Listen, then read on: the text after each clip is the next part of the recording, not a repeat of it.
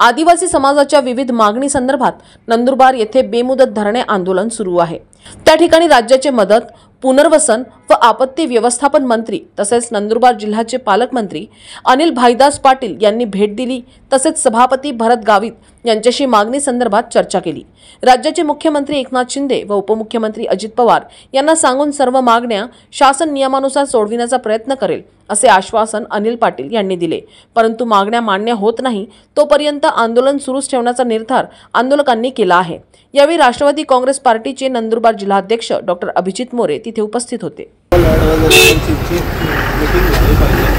जेणेकरून आमच्या 20 मागण्या आहेत या सगळ्या मागण्या त्या ॲडव्हायझरी कमिटीमध्ये मांडल्या जातील आणि सर्व महाराष्ट्र राज्याचे आपल्यासहित जे आमचे लोकप्रतिनिधी आमदार आदिवासी समाजाचे सुद्धा त्या बैठकीला उपस्थित राहतील आणि या संपूर्ण आदिवासी समाजाच्या जिल्ह्याच्याच नव्हे या महाराष्ट्राच्या मागण्या आहेत त्या मान्य झाल्या पाहिजे। त्याच्यामध्ये प्रामुख्याने जे बोगस आदिवासी आहेत त्या बोगस आदिवासी संदर्भात शासनाने त्या बोगस आदिवासींना काढून जे खरे आदिवासी त्यांना न्याय दिला पाहिजे।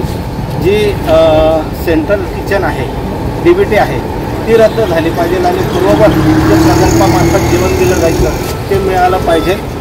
नंदुरबार जिल्ह्यामध्ये प्रकल्पामध्ये जो PRTC आहे ती बंद आहे तर ती पोलीस भरती पूर्व प्रशिक्षण जे आहे ते पूर्ववत चालू झालं पाहिजे जेणेकरून त्याचा लाभ त्यांना मिळेल आणि एक आदिवासी समाजाचं स्वतंत्र बजेट झालं पाहिजे अशी आमची समाजाची मागणी आहे की जेणेकरून जो निधी येईल तो पूर्ण त्या विभागाचा आम्हाला तो उपयोग करता येईल आणि अधिक जास्तीत जास्त निधी आमच्या आदिवासी समाजाला मिळेल आणि लाभार्थ्यांची संख्या वाढेल।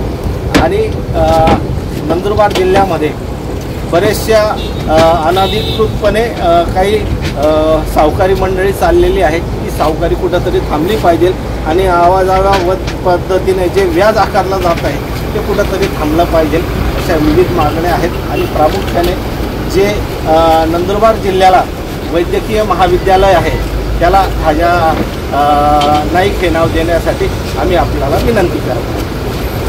धन्यवाद।